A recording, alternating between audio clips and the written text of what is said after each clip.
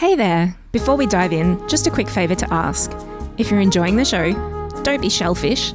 Please take a moment to rate and review it wherever you're listening.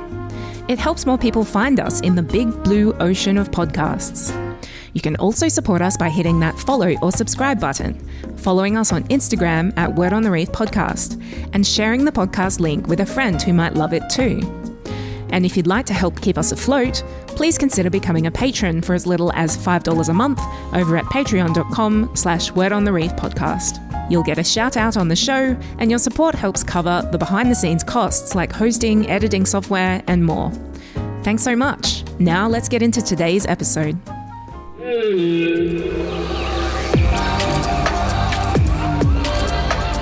You're listening to Word on the Reef, diving into marine science on the Great Barrier Reef and beyond, with Tanya Murphy and Brett Goodban.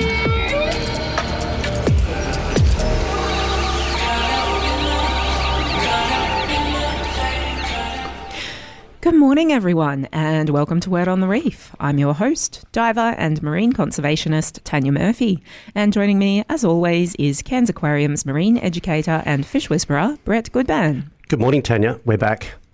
Now, before we dive into today's interview, We've got an important bit of reef news and a chance for every one of our listeners to make a real difference on climate change. Yes. For the first time in 8 years, the Australian government has opened public consultation on the proposed Browse gas project. Now, our long-time listeners might remember that back in Season 2, Episode 28, that's last year, we took a deep dive into the campaign to save Scott Reef. Located off the coast of Western Australia, Scott Reef is one of Australia's most spectacular and biodiverse coral reef systems. It's home to pygmy blue whales, green sea turtles, dusky sea snakes, sharks, dolphins, and an extraordinary diversity of marine life. Yeah.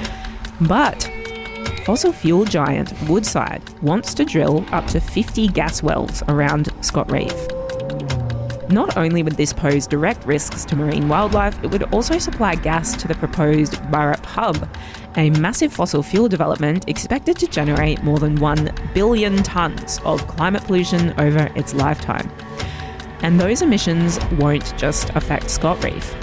The Australian Conservation Foundation has warned the Federal Environment Minister Murray Watt that the climate pollution from Browse could contribute to the loss of nearly 30 million coral colonies on the Great Barrier Reef during every future mass bleaching event. Yeah, no. Thanks to ACF's advocacy, those climate impacts must now be considered as part of the environmental assessment of the Browse project, triggering a new round of public consultation. That means we've got a rare opportunity to have our say about how those climate emissions will impact the reef and all of us. Submissions close on the 21st of July, though, so if you'd like to speak up for the voiceless marine life, the Australian Marine Conservation Society has put together a simple online form that takes less than a minute to complete. Just head to marineconservation.org.au or follow the link in our show notes if you're listening to this on the online podcast. Every submission helps send a clear message that this climate-wrecking gas project is too great a risk for Scott Reef, the Great Barrier Reef, and our climate. Yep, get on there and sign it, people. Now, Brett, today's episode is all about CoralWatch. Love it. A brilliant Yes. citizen science project from the University of Queensland that's proving you don't need to be a marine scientist to contribute to real reef research. No, you don't. Anyone, anywhere in the world can take part if you've got access to get to a coral reef, a snorkel mask, and a free CoralWatch starter kit that you can order from their website. You can collect valuable data on coral health that's used by scientists around the globe. CoralWatch has been running since 2002, making it the world's longest-running, do-it-yourself coral reef citizen science project. Thousands of volunteers have taken part. But how exactly does it work? And after more than 2 decades of monitoring reefs, what has it taught us about the health of corals in a warming world? To unpack these questions, joining us today is CoralWatch Project Manager Diana Klein. Diana leads CoralWatch's global education, monitoring and outreach programs, helping people from all walks of life to understand coral reefs and become active participants in reef science. With a background in teaching and science communication, Deanna is also co-author of the book Coral Reefs and Climate Change and helped develop CoralWatch's What Can I Do? Climate Action Project, which empowers young people and their families to take meaningful action for the future of coral reefs. Good morning, Deanna, and welcome to Word on the Reef. Good morning. Morning, Deanna. Thanks for joining us. Thank you. Yeah, it's great to have you on the show. you. I understand you're on Stradbroke Island today. Is that right? That's very lucky for you. Oh, have a go at you. Yes, it's amazing here. We have listeners across the world, especially in our online podcast. So for anyone who's not familiar, where is Stradbroke Island and what's it like? So Stradbroke Island, I'm on North Stradbroke Island, also called Manduraba, and it's just in front of Brisbane. It's a beautiful sand island, and there's a lot of wildlife. You can do beautiful walks, lots of beaches, and diving as well. I went diving on Tuesday, and I saw a whale on the water. A whale. Yeah, that's the highway at the moment, isn't it? They're everywhere. Yeah. Yep. If you sit, you don't have to go out on a boat here. You just sit at Point Lookout on the headland, and you can easily, in half an hour, spot 20 whales. Oh, that's so good. Many at the moment. Yeah. It's amazing. Wow. So add that to the bucket list, even though we are in Australia. There's also much in Australia that I still haven't seen. So Yeah, it's a big place. Stratty, as Australians affectionately Stratty. call it, is going on the list. Back in our bucket. It's pretty full. Our bucket overfloweth. It is. So, Definitely. Deanna, can you tell us a bit about your origins and how you first discovered your love for the ocean? Yeah, so I'm from the Netherlands, Europe, and I learned to dive in cold, murky, dark. Oh, it sounds inviting. 10 meters, it's dark water. And that's where I learned to dive. And I actually did my first dive in Egypt, like a Discover Scuba. Mm-hmm. So that's when I really fell in love, and then learned proper diving in the Netherlands and did lots of dives there, but became a dive instructor and moved to Jamaica together with my husband, Chris. Oh, wow. And we were there for a year, and then we traveled in Asia and worked at all different places as dive instructors. And after that, we moved to Australia, where I started working at the University of Queensland with marine scientists, more in the space of science communication, and learned lots more about marine science, and I'm out there all the time. Wow. So are you someone who came to marine science but not from a research background? No, my background is in art, basically. So art and graphic design, and that's how I started doing science communication, and just learned by doing. Wow. Well, technically, coral is art, isn't it? It's beautiful. Oh, Wow. yes, it is.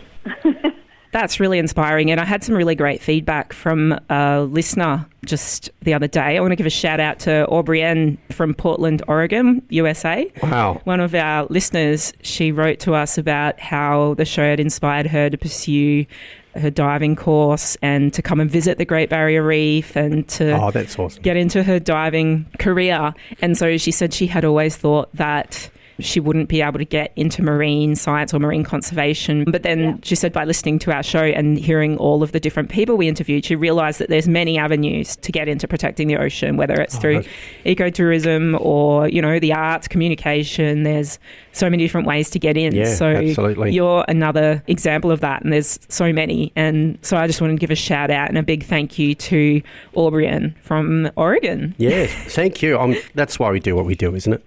Absolutely. I was so Makes me very happy. heartwarmed to hear another person, because it's not the first person who's written to us something like that it's changed their life, to hear about all these things. It changed our life. Me and Brett, we actually also don't come from a research background in marine science, but we come from communication, ecotourism, and just a general absolute passion and connection with the ocean. So anyone out there, it's never too late to get involved. I think passion is the key. Mm-hmm. I think that's where it all starts. If you're passionate about something and you want to protect, then you find your way. And you absolutely. can start within citizen science. And, of course, you always need a little bit of luck. as well and find the right people at the right place and get the opportunities, but it's also looking for opportunities. And yeah, there are many out there. And I do consider myself very lucky to be in this position and being able to teach lots of people about the wonderful world of coral reefs and what we can do to help protect. But yeah, it's an absolute privilege. We're very lucky, all of us who are involved in this. Yeah, absolutely. Every day that I stand in front of customers and teach them about it, which I've been doing for nearly 8.5 years at work, it's just a privilege. Never gets old, does it? No, never. Just love it. yeah. Okay, so the CoralWatch method of surveying coral health is all about changes in coral colour. So now most of our long-term listeners do have a basic understanding of coral and coral bleaching because we've talked about it on many of our previous shows. But just for a recap, or any new listeners, Deanna, can you please give us a simple explanation of how coral gets its colour and what can cause those colours to change? Yeah, for sure. So corals are animals and they live together with a little plant. It's a tiny algae. It's called Susantelli. Susantelli. Zoe. It's a fun word. Yeah. And it has a symbiotic relationship. So the algae basically provides food for the coral and also colour, because the algae has different species and different colours. And that's how corals get that colour. And the coral provides a nice home for this algae. But when the environmental conditions change and the water gets too warm, the algae actually gets stressed and the coral kicks out the algae. And because of that, the coral loses its colour. So on that stage, when this symbiotic algae, the Susantelli, has disappeared, the coral is still alive, but the tissue is now transparent, and you basically look straight at the coral skeleton, which is white. And that's what we call coral bleaching. Yeah. When you talk to customers that come to the aquarium, how many of them do you think already know what coral bleaching is? Probably 0.01%. But this is always such an amazing thing for us at work, is when we explain it in simple terms to the people, how coral grows and how climate change and temperature affects it, then they have a lot better understanding going forward. I mean, people come up to me and say, climate change is a hoax, and it's not happening. I just ask them how coral grows, and they can't tell me. You can't understand one without the other. It's a cool little relationship between Zoe and old Paul, isn't it? Yeah. Paul the polyp. Paul the polyp. Oh, sorry, he's my mate. Polly the polyp. Yep. And Zoe the Paul and Susantelli, Zoe, the housemates that live together. Yeah, old Zoe. Zoe is brings in the food. Yep. And Polly provides the house to live in. Yep. Builds his little skeleton for her out of poop. Yeah. And Zoe has nice colours. She does. She's Zoe very is the colourful home decorator. Yep. And when they break up, when they split up... Oh, it's very sad. Which always happens when it gets too hot. Yes. Too hot to handle in the house. Yes. Zoe leaves. Zoe packs up her colourful clothing and leaves. And Polly/Paul is left colourless. Wondering what he's done wrong and hoping an air conditioner turns up when she comes back. Yeah. Well, unfortunately, Polly the polyp hasn't done anything wrong. It's things that humans are doing, actually, exactly right, that's causing this split. So, Deanna, is coral bleaching something that happens overnight, or is it more like watching the colour slowly drain out through 50 shades of brown over days or weeks? Well, it depends. So what we just talked about, the stress because of warm sea temperatures, that is something that is quite a slow process. But corals can actually also respond to other stresses. They can even respond to cold water, or they can also respond to a change in salinity when you get on the reef flat a lot of rain. Then corals can also get stressed. But those are local stresses. What we talk about, the link with climate change, is really the warm seawater temperatures that are increasing and are impacting coral bleaching year by year almost now. And that doesn't happen overnight. That is quite a slow process. It depends, though. Some species respond quicker than others. Not all corals are the same. But in general, often it takes about 3-4 weeks where you can see this process. But again, there's no one rule for this. You know, sometimes there is also a very quick increase in water temperature, or sometimes it's more a slow process. But yeah, what we often see is all this bleaching gets predicted by NOAA in the States, and so we actually know it's most likely also going to happen this year again on the GBR. And so we start already monitoring the reef well before, so we can follow the process and keep on learning more about the coral bleaching as well.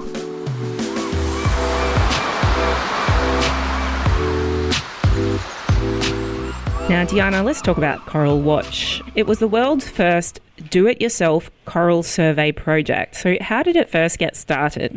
So the Coral Health Chart, that's the scientific tool that we use, was developed in 2002 on Heron Island by scientists Uli Sedberg, Justin Marshall and Ovie Gulberg. And it was really a response to the severe bleaching event that happened in 2002. And at that stage, it was all still fairly new, the whole idea about coral bleaching, and we didn't know much about it. The first mass bleaching was in 1998, I believe. So yeah, and then 2002, and then not till 2016. So the scientists really felt there are so many coral reefs, there are actually so little scientists, so few scientists.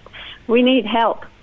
So if we can develop a tool that is simple to use and can be used by anyone, because it is a simple method, then we can cover much more ground, we can get much more data, we can get much more people involved, and people will know more about it. So that's really how it started as a citizen science project. Brett and I have our CoralWatch slates in front of us. Yes, we do. But for the listeners who can't see, can you describe what it is and how it works?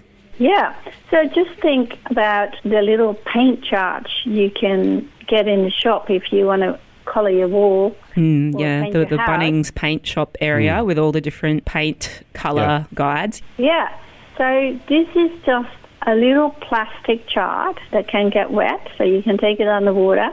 It's 15 by 15 centimetres, and it has 4 different sites that show the most common colours on the reef. So it's just a paint chart. That's how it looks. It's just square boxes with different colours, and it's very simple. You just hold the chart next to the coral that you want to monitor, and you match the colour, and you find the lightest and the darkest colour on the chart. And that's what you write down on a little slate that comes with the Coral Health Chart. So they're all numbered like B1, B2 in terms of the colours. Interesting to note that you didn't go with the paint shop method and call it midnight blue and like... Zoe purple. Yeah, sunset pink. Yeah, it's just numbered 1 to 6 on each side. And the 1 is a white, and the 6 is a dark colour. And it's all about the number of zooxanthellae, the symbiotic algae, that is present in the coral. Right. So if it's a 6, the coral has a nice, healthy, dark colour, and it means there's lots of algae in the coral. So it has lots of food and it's very healthy. But when the coral starts to bleach, we can see this process. We can see the change, like maybe in 2 weeks from a 6 it moved to a 4, and in another 2 weeks it might be a 2. And that's exactly what the Coral Health Chart does. So it really just looks like a colour chart with colours, and just mix and match the different sites, and it's super easy. They must have done a lot of work to figure out which colours to choose, because it's, like you said, 1 to 6. 1 is white, 6 is very deep coloured, but they're in 4 main groups. There's no A, but there's B, C, D and E. So B is different shades of green, and then C is different shades of sort of a reddish, pinkish brown colour, and then D is beige to dark brown, and then E is olive, like light olive to deep olive green. So what this tells me, you said that the scientists found that these are the most common colours on the reef. So this is what I'm always trying to explain to the visitors if they have a misconception that all corals should be bright purple and bright rainbow colours. I get that all the time at work. This chart shows us the most common colours on the reef are actually brown, beige, olive, and reddish maroni brown. And so those are the most natural colours. And also when you're colourblind, you can use the Coral Health Chart. What? Because what we look at is the density of colour. So the different sites of the chart actually just help you match. But the sites are the same in density of colour. So we're looking at the hue and the brightness of a colour. So you can basically, if you would photocopy in a grayscale, all the sites are the same. It's just easier to match a colour. And there's two colours that you can't really measure, and that's blue and purple. And that's because these corals, they also have pigment. And when they bleach, they might still be blue. We don't know. So if the colour is not on the chart, you can't measure that coral and you just pick another one. Yeah, so the coral polyp, which builds a coral, is a cnidarian, which is related to the jellyfish. Mostly clear or transparent and colourless. That's why they need the zooxanthellae to give them their deep colours. But if you think about jellyfish, sometimes you see jellyfish that have a slight pinkish tinge or a slight bluish purple tinge. So polyps, some species are also able to produce these pinkish or purplish pigments, as well as the sort of browny and olivey colours that the zooxanthellae are bringing to the party. So sometimes it's actually in some species, it's the polyps themselves that are generating these bright colours, which becomes confusing when you see corals that are bleached and they can actually look really like pastel blue or bright fluorescent pink, but fluorescing coral is actually bleached coral because the deeper earthy tones of the zooxanthellae have been ejected from the coral, and now all you're seeing is the polyp pigments, which are the bright sort of pastel or fluorescent colours. So it's very, coral colour can be a bit of a confusing thing to newcomers. Yeah, that's one of the biggest things out there is people come back and they go, oh, the reef looked incredible, it's not bleaching, it's all these beautiful fluorescent colours, and you're like, oh. Sorry to tell you. Have you got 10 minutes? Let me just have a chat to you about this, right? I think because you know how aquariums always have UV lights as well, because when you shine black lights like disco UV on many corals, they do actually fluoresce and shine bright UV colours. And so if people are used to seeing that in aquariums, then they think that's normal. But if you're out in the ocean, there's no black lights, there's no UV special disco lights, the corals should not be fluorescent colours. Yes, there's no trickery rose filters in front of camera lenses or strobes and stuff. No, they should be earthy tones as shown on the CoralWatch chart. I really like the fact that this can be used for colourblind. Like colourblind people don't miss out either, because that's pretty cool, isn't it? Because it's just about the darkness of it rather than the actual colour itself. Yeah. Is it even possible for people who don't swim to use it, maybe by sort of walking along the beach or something? Or I suppose you have to get quite close to see the colours. Yeah. In some places you can reef walk, which is, I would rather call it sand walk. So sand walk, don't step on the corals, folks. No, don't step on any corals, but walk around the corals. Like we do a lot of teaching on Heron Island, and that is a good opportunity to talk to people about the reef and just stand next to a coral and explain more about the corals and use the Coral Health Chart. So, yeah, there are opportunities. Most of the data gets collected with snorkeling and diving.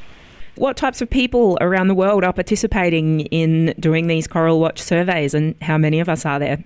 Yeah, so there's over 25,000 surveys done in 83 countries and over 2,500 reefs. Wow. And so this is the result of 24 years now.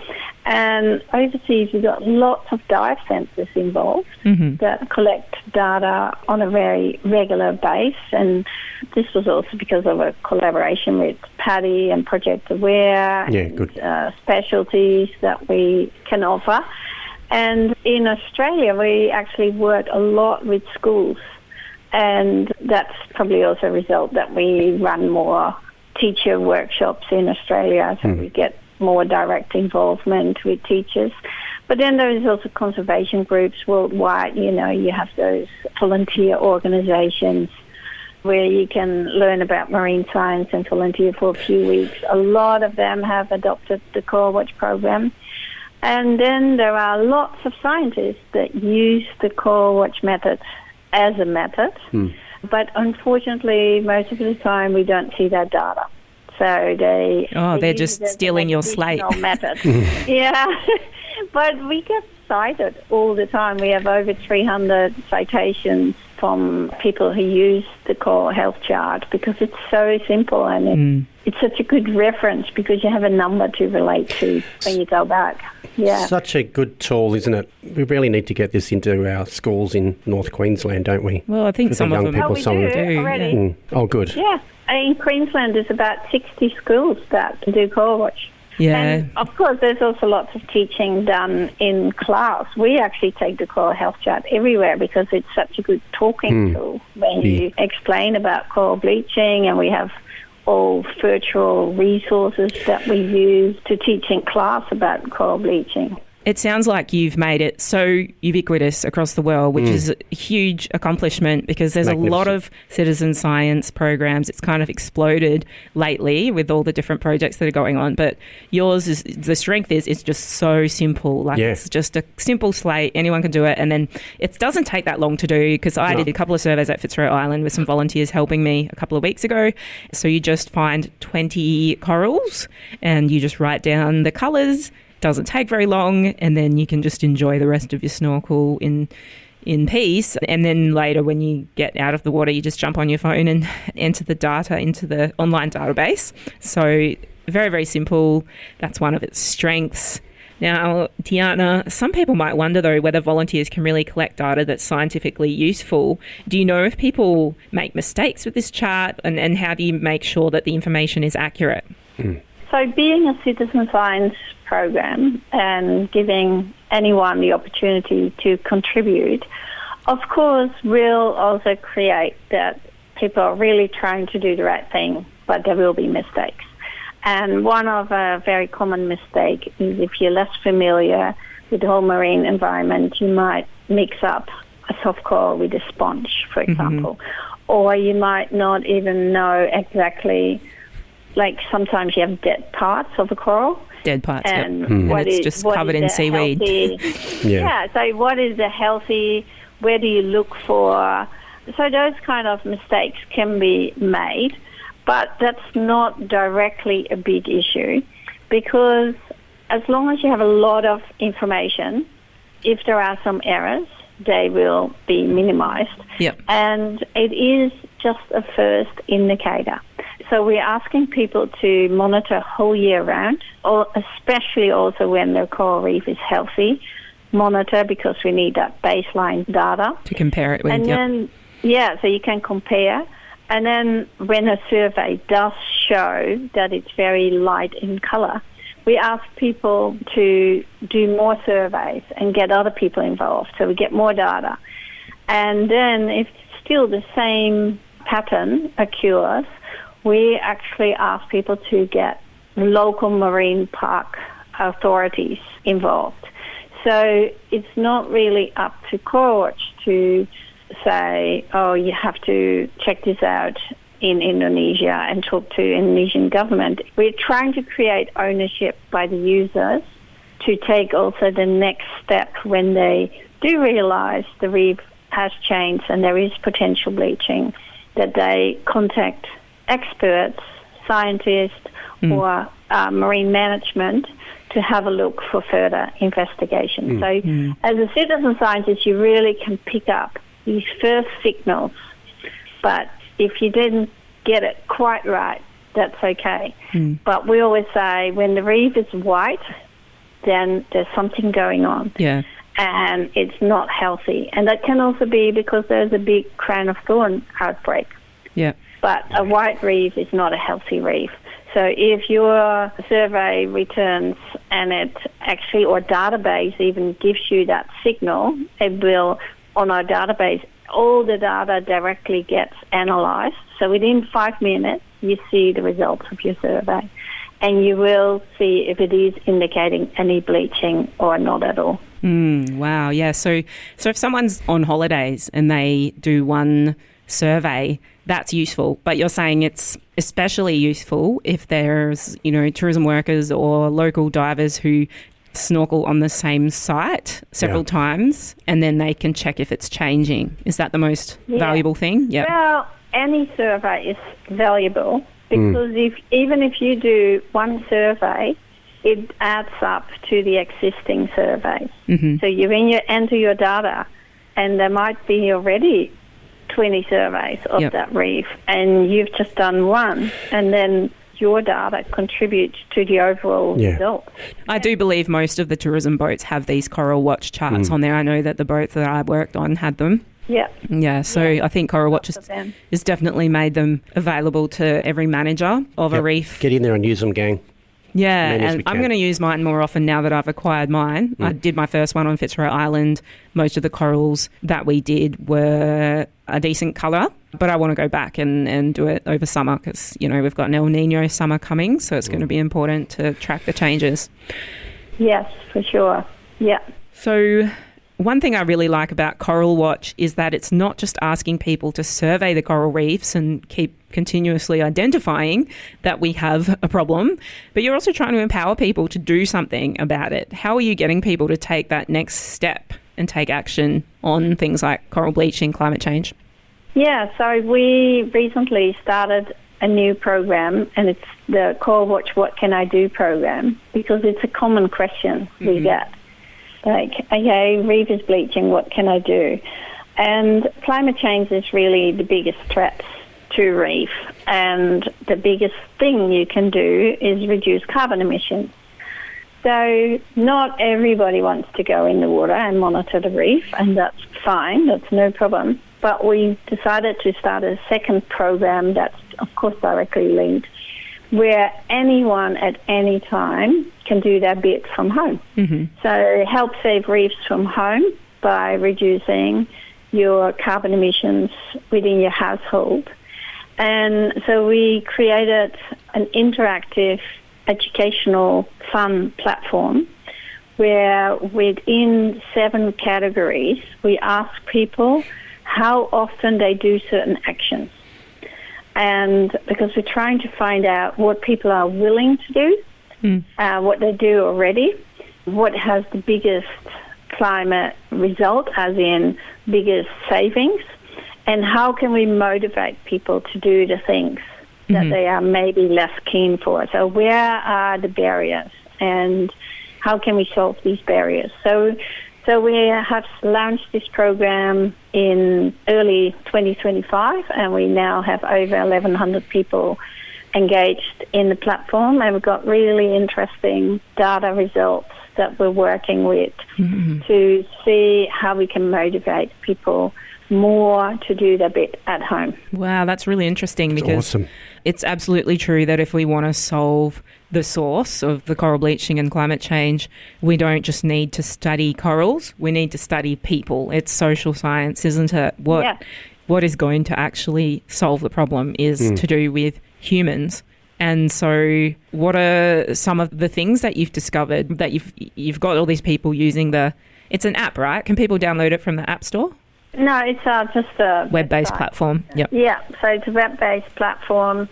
So we directly work with social scientists, and we're trying to reach more of the non-converted to do their bit. And we actually did a very interesting market panel research where it was sent to 500 people randomly that have no connection to the reef and don't know about CoralWatch, what they think about the platform and if they learned new things. And one of the very interesting facts that came out, because we also asked people if they believe in anthropogenic climate change, and some people say no. But even climate change deniers are willing to do certain climate actions, and we're willing to promote the platform. So that was a really interesting outcome. Well, there's overlaps, isn't there? Like composting is good for the climate, but it also means you can grow better vegetables. There's many benefits of living this way. Yeah. yeah, it's very interesting to learn more about human behaviour towards climate action. Yeah, was there any other really surprising attitudes or beliefs that you found from this project? Yeah, so one of the things, people are definitely keen to do more advocacy, but there is definitely a big barrier there. They think it's scary, or it is scary, you know. Yeah, that is something definitely to think about. Like, how can we make it less scary to be an advocate for the environment? Well, hopefully that's one of Brett and my goals is to let everyone know that you can be advocates. Like, start talking to your friends and family, or you know, if you've got any communication skills or art skills, if there's anyone creative out there, use your social media or your art or your poetry or your radio show or your letter writing, anything you can. So many different ways to be a voice for the voiceless animals of the ocean. Yep, absolutely. Or come and listen to one of my shows. That'll change it. Yep. Yep. So one of the big questions regarding the CoralWatch surveys is, what have been the most interesting discoveries from that data that has been collected over the past 24 years using the CoralWatch chart?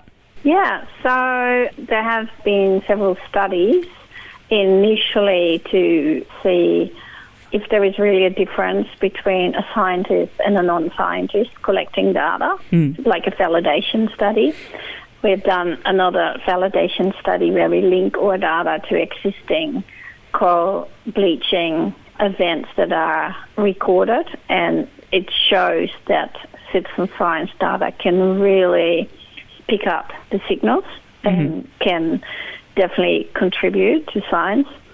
And another interesting one was during 2024 severe bleaching event on Heron Island that we did lots of surveys, but the data was not picking up the bleaching event. And what we found was that the bleaching was very patchy. So maybe within one colony there would be a 6 and a 1. And the database uses the average result. So everything 2.1 and above is considered healthy. So it was picking up that the reef was healthy, which was not the right thing. So we are now, with our data analysis, also include the number of ones. So if you do a survey and you record lots of ones, which is white, which is white, then you know something is wrong. Yeah, okay. So and that's actually so easy. But yeah, that bleaching event on Heron was devastating and it was heartbreaking. But weird enough, we also learned a lot about it during that event. And not only us, we had a whole UQ bleaching task force team where we looked at all different scales at what was happening during this event. And we learned heaps. Yeah, wow. So for any listeners who aren't familiar, a single coral could be bleached completely white on the top, that's facing the sun, and it could still be dark brown and have lots of zooxanthellae on the bottom or like deeper down. And so that's why if you're using this chart and you're writing down, well, the top was 1 and the bottom was 5 or 6, and then the system just averages it out and thinks that the coral's healthy. And so I understand that's why you needed to sort of adjust the system to adapt to the levels of bleaching that we are now seeing nowadays. And Heron Island, I've been there once. It's absolutely incredible. I highly recommend anyone to put it on their bucket list. Absolutely full of turtles and rays and everything you can imagine. All the fam. And yes, coral bleaching has happened 6 times on the Great Barrier Reef in the last 10 years. 6 mass bleachings, I should say. If you count other patchy bleachings in between, then it would be pretty much every year, unfortunately. But 6 mass coral bleaching events over the past 10 years, and it sort of hits a threshold of being designated as a mass coral bleaching event when it reaches a certain size of area that's impacted. And we're talking about, thousands of square kilometres. So we've had 6 mass coral bleaching events the last 10 years, but each of them has been a little bit different. And like you said, Diana, the 2024 one was the worst that we've pretty much ever had, and it was particularly bad on that southern reef near Heron Island. Yeah, so it's awful. It must have been, I mean, as someone like yourself that's been diving and snorkeling on Heron for so long, what was it like? Oh, it was heartbreaking. You know, you could just cry because I've never seen it like that. Heron Reef actually escaped lots of the bleaching events, and this time the whole reef was white, and there were beautiful big coral bommies, like big Porites bommies that are 1,000 years old and like 4 or 5 meters across, and they are just completely white. Oh, that's and devastating. Look at it. And we actually took a whole photo series of those bommies, and it took about 7 months to recover. And the sad news is then sometimes they get hit again in the year after. Yeah. So, yeah. Yeah, it's really hard. It's never been more urgent to take action and do the things that are in your What Can I Do project. To everyone out there, everyone out there doesn't want to see that sort of thing happening on our beautiful planet. So how can listeners get involved and find out more? Yeah, just hop on our website. If you're a diver or a snorkeler, order a free chart. We'll send it to you. Please have a look and get involved with the What Can I Do program, because that's something that everyone can do. And I always say, I talk about coral reefs, but if you love another environment more than coral reefs, another ecosystem, that's fine, because we have to do it for the whole planet. Yeah. Absolutely. If you do the What Can I Do steps to reduce carbon footprint, then that's going to help keep snow on our ski slopes. Yep. It's going to help protect all of our marine life. It's going to protect our farmers' crops from drought and flood. It's going to protect our homes. And that's why making a statement about protecting the Great Barrier Reef, for us, it's about saving ourselves and saving the whole planet. Yep. So Definitely. what's the most rewarding part of being involved in CoralWatch? Training volunteers for the reef. So we have an ambassador program where we train on a yearly basis 15 people that become volunteers for the reef through CoralWatch. And these are people from different walks of life, different backgrounds, different ages, different skills, different circle of influence. And I love teaching that workshop. I find it a real privilege, and to work with all these people that are passionate about the reef. That's our common theme, but have different ideas of what they can do. So we have artists involved, we have marine scientists, teachers, we have retirees, we have kids. We have the whole show involved to help the reef and learn from each other what you think you can do to raise more awareness of how we together can make a difference. Oh, that's beautiful. Well said. Again, what's your website if people want to head there and check it out? www.coralwatch.org.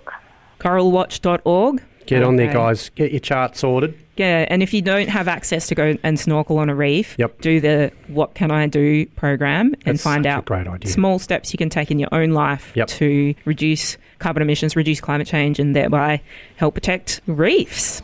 Sadly, that's all we have time for today. Deanna Klein, Project Manager for the University of Queensland's CoralWatch program. Thanks for all your amazing work, and thanks for joining us on Word on the Reef today.